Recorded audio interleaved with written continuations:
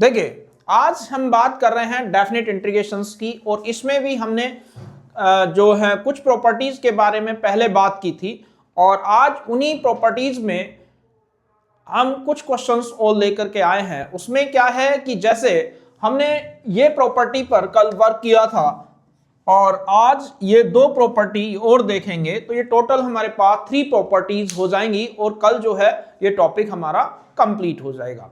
तो देखिए इसमें क्या है, मैंने पहले भी कहा था कि ये टॉपिक हर तरीके से इंपॉर्टेंट है, क्योंकि डेफिनेट इंटीग्रेशंस में इसके अलावा एक आध क्वेश्चन आ गया तो आ गया, अदरवाइज वो भी कैसा होता है, लिमिट से रिलेटेड, लेकिन ज्यादातर क्वेश्चंस इन प्रॉपर्टीज से ही पूछे जाते हैं। देखिए अगर हमारे पास क्वेश्चंस आ जाता है i इक्वल टू 0 से π/2 1+1/1 + 10 की पावर 5x।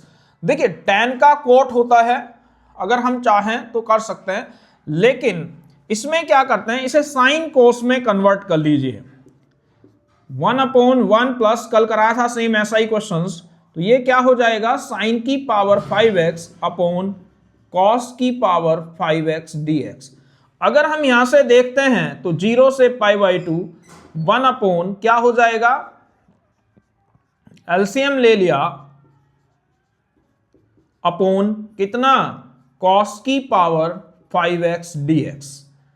ठीक है, अब ये यहां डिवाइड कर रहा है तो ऊपर जाके क्या करेगा, मल्टीप्लाई करेगा, यानी कि i इक्वल टू कितना हो जाएगा, 0 से π/2, ये ऊपर चला गया तो कितना हो गया, कॉस की पावर 5x अपॉन साइन की पावर 5x प्लस कॉस की पावर 5x dx। अब देखिए कल मैंने इस टाइप के 2-3 क्वेश्चंस किए थे और सबके आंसर कितने आ रहे थे, π/4। ये इक्वेशन 1 हो गई। अब हम क्या करते हैं, अप्लाई कर देते हैं 0 to a fx dx 0 to a f a minus x into dx।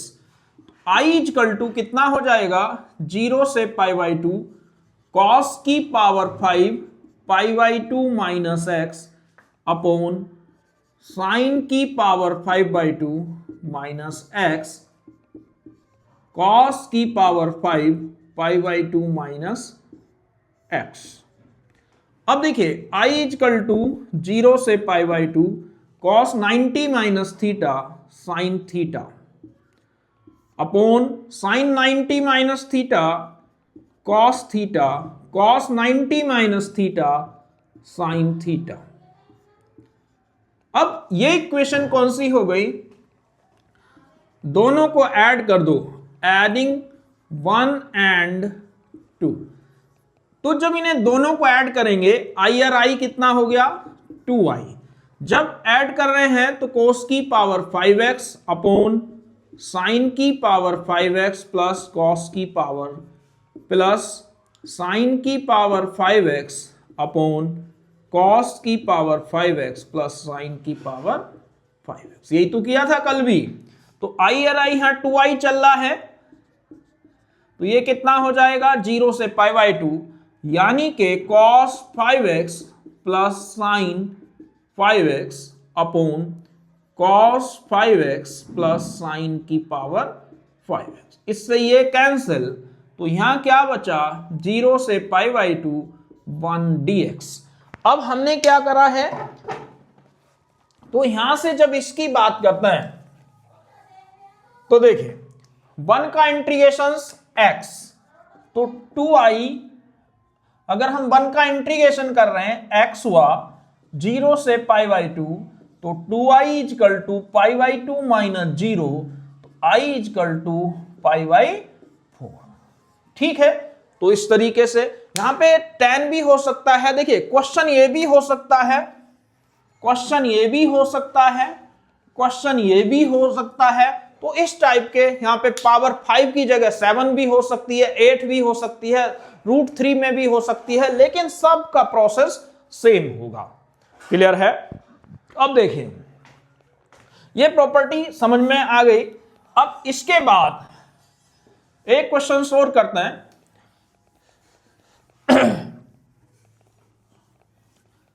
इसी प्रॉपर्टी को लेकर के मान लो हमारे पास कभी ऐसा क्वेश्चन आ जाता है आई इजकल टू 0 से पाई बाई 2 और क्वेश्चन आ गया sine x minus cos x. ठीक है, ऐसा कुछ। अब कोई कहता इसे करो, एक तरीका तो है, हमें पता है कि इसे ऐसे कर सकते हैं, या चलिए और बढ़ा लेते हैं थोड़ा सा, अपोन लिख दिया और यहां लिख दिया साइन की पावर 7x प्लस कॉस की पावर 7x। ठीक है, अब क्वेश्चन सेम हो गया। तो जब इस टाइप के थोड़ा कॉम्प्लिकेटेड क्वेश्चंस हो जाए तो उनमें भी ये इक्वेशन 1 ले ली, यहां पे सिंपल अप्लाई करो property 0 to a f x d x 0 to a f a minus x into d x. तो I equal to 0 to pi by 2, हर x की जगह रख दो pi by 2 minus x minus cos, ये कितना हो गया साइन की power 7 pi by 2 minus x plus cos 7 pi by 2 minus x d x. अब जब इसे देखते हैं, ये कितना हो गया साइन 90 माइनस थीटा, तो यहां पे आ जाएगा sine 90 minus theta cos theta और cos 90 minus theta sine theta, same sine 90 minus theta cos plus और कोस 90 माइनस थीटा साइन। ये इक्वेशन नंबर आ गई 2। अब अगर देखिए यहां पे सेम है, दिख रहा है, तो डायरेक्ट ऐड कर देते हैं। तो यहां लिखेंगे एडिंग 1 एंड 2, दोनों को ऐड करने पर तो आई और आई कितना हो गया, ये भी आई है, तो यहां से जब हम ले रहे हैं तो हमारे पास आ जाएगा आई और आई 2i। अगर ये 2i हो गया तो यहां पर 0 से पाई बाई 2, इसे देख रहे हैं तो मिल रहा है sine x minus cos x, इसे देख रहे हैं तो मिल रहा है cos x minus sine x, और डिनोमिनेटर दोनों का सेम है तो एलसीएम ले रहे हैं, तो साइन की पावर 7x प्लस कॉस की पावर 7x, इससे ये कैंसिल, इससे ये कैंसिल, तो 2i कितना आया 0। अब 0 का इंटीग्रेशन करा 0, i इक्वल टू 0।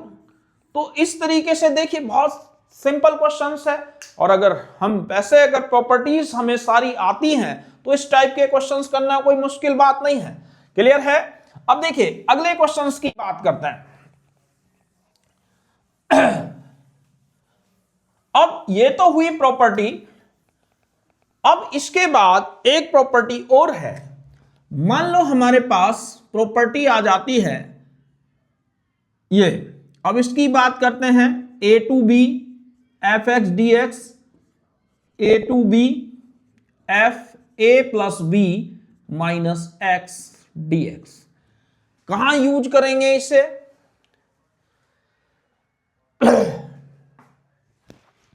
देखिए जब इसमें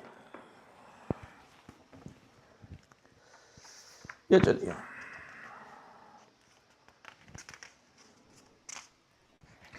ये ले लेते हैं, चलिए ठीक है। इसमें हमने क्वेश्चंस ले लिया पाई बाई 6 से पाई बाई 3, और क्वेश्चन लिख दिया sine cube x upon sine cube x plus cos cube x d x. अब देखिए देखने में बहुत कॉम्प्लिकेटेड लग रहा है, पता नहीं कितना डिफिकल्ट होगा, लेकिन वो क्वेश्चन जो अभी किया था जहां 7x पावर ली थी, पावर 7 ली थी, वो और ये बिल्कुल सेम है। कैसे? वहां 0 था, लिमिट थी 0 से पाई बाई 2, अब 0 plus pi by 2 pi by 2, यहां चेक करिए पाई बाई 6 कितना हो गया 30, पाई बाई 3 60, तो 60 और 30 90, यानी कि ये भी पाई बाई 2 हो गया और ये भी पाई बाई 2 था। तो यानी कि हमने इसे घुमा के ऐसे पकड़ लिया। जब अगर इसे देखें तो ये भी तो यही है, a plus b, a 0 plus pi by 2 minus x, यहां लिख रहे हैं तब भी pi by 2 minus x. Clear है?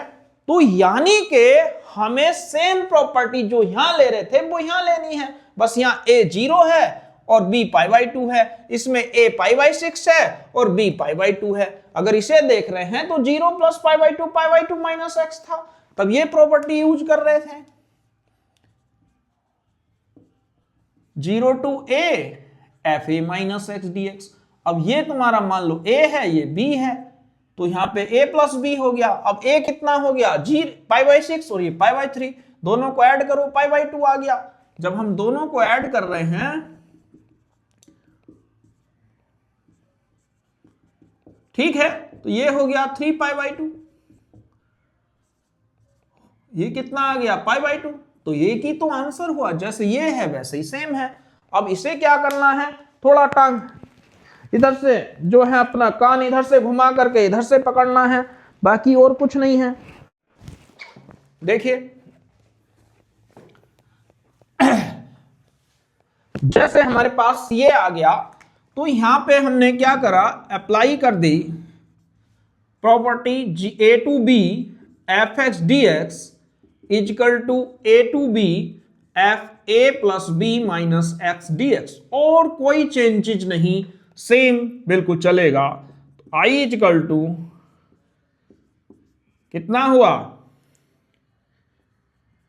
ये आ जाएगा साइन क्यूब अपॉन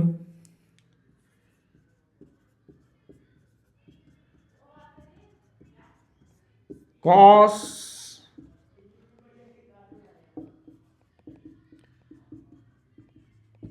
ठीक है। अब ये कितना हो गया, अभी ऐड करके दिखाया था कि 30 प्लस 60 90, तो ये हो गया साइन 90 माइनस एक्स। ये भी अगर आप इन्हें ऐड करेंगे तो ये सेम ही दिखाई देगा।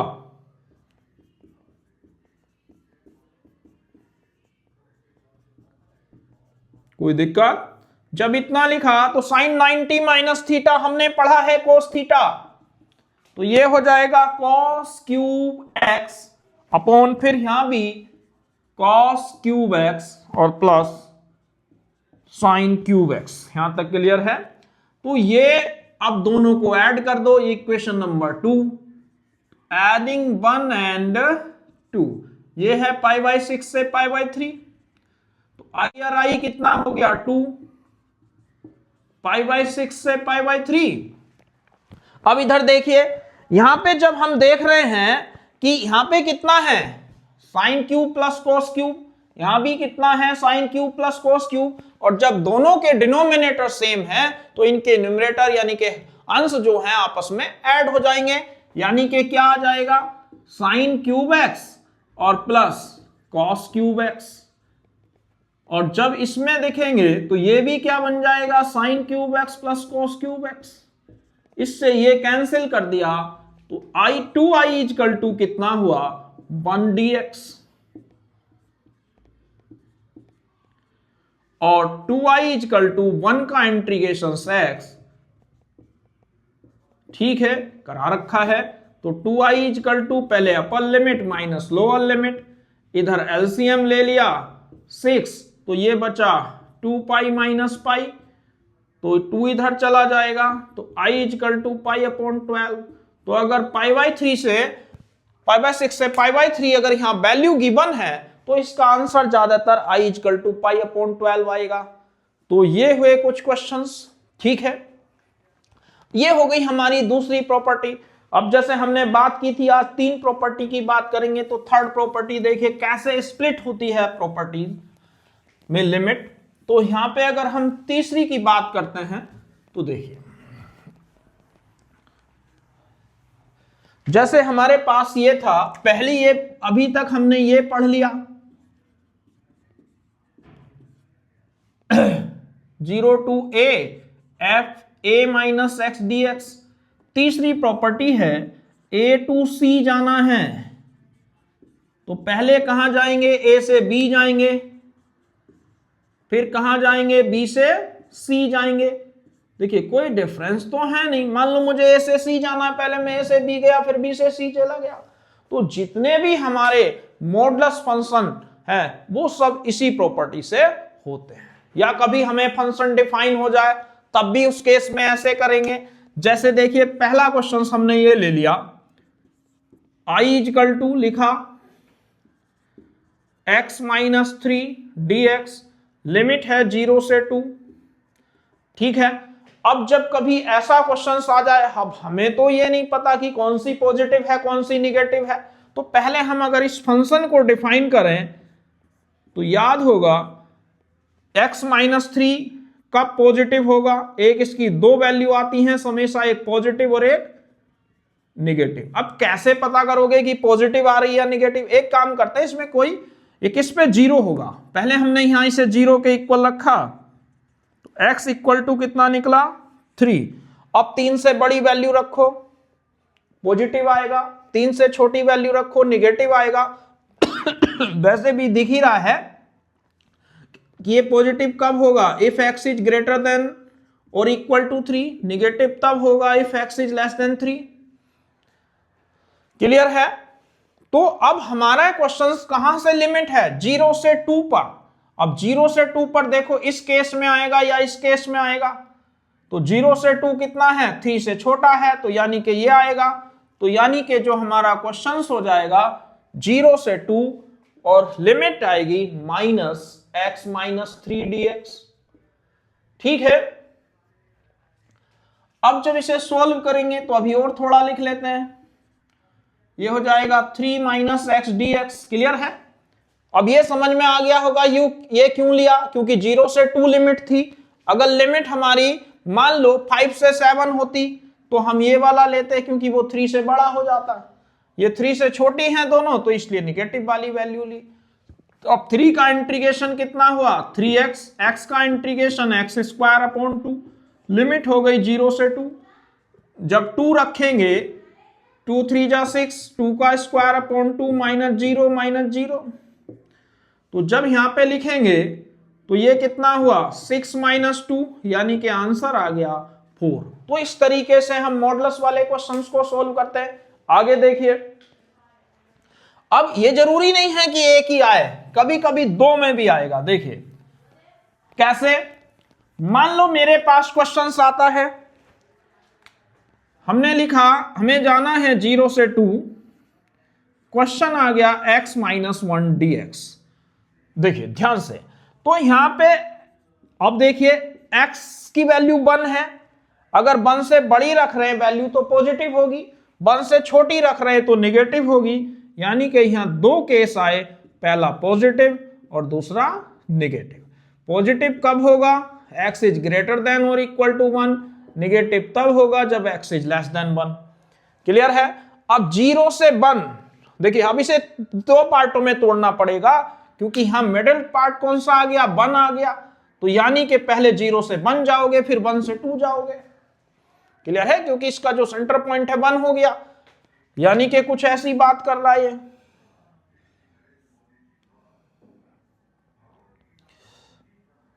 ठीक है, तो ऐसे कुछ ग्राफ बन जाएगा इसका, यानी कि यहां से जैसे y इक्वल टू एक आ रहा है x माइनस 1 और एक आ रहा है y equal to minus x. अगर x को 0 रखेंगे तो y की वैल्यू 1 आएगी, यानी कि कुछ ऐसा आएगा 0 और x इक्वल टू 1। अच्छा,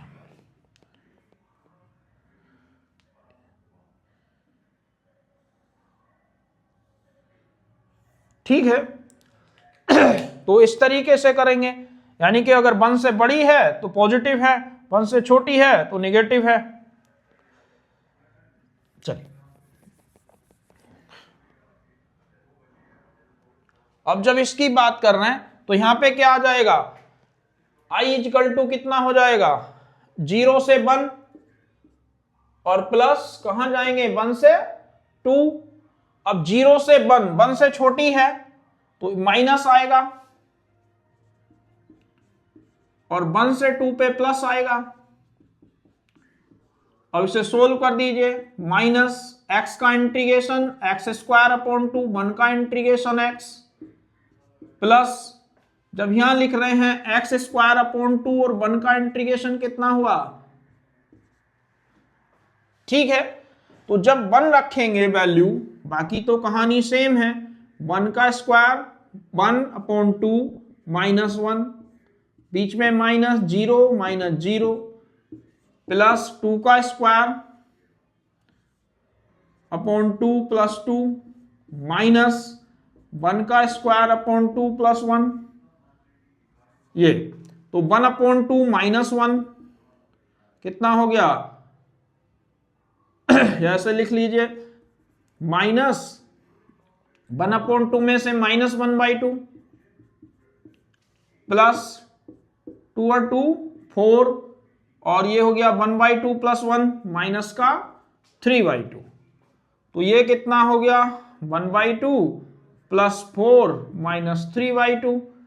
तो अगर हमने यहाँ 2 एलसीएम ले लिया तो कितना हुआ, 1 + 2 4 जा 8 -3, तो 8 और 1 9 में से 3 गया 6/2, यानी कि आंसर कितना आ गया 3। तो इस तरीके से हमें स्प्लिट कर सकते हैं। इसके बाद इनके मॉडुलस फंक्शन के ग्राफ की भी बात करेंगे कि ग्राफ कैसे कैलकुलेट करते हैं। अभी ये समझ में आ गया होगा। तो इसमें क्या है, आज हमने पढ़ा कि a to b fx dx पर क्वेश्चंस कैसे करते हैं, 0 to a fx dx पर किससे करते हैं, इसके बाद a to c यानी कि मॉडुलस फंक्शन पर कैसे वर्क करते हैं, और अभी 2-3 लिमिट्स और हैं यानी कि प्रॉपर्टीज और हैं, उनकी बात हम कल करेंगे। आज के लिए बस इतना ही।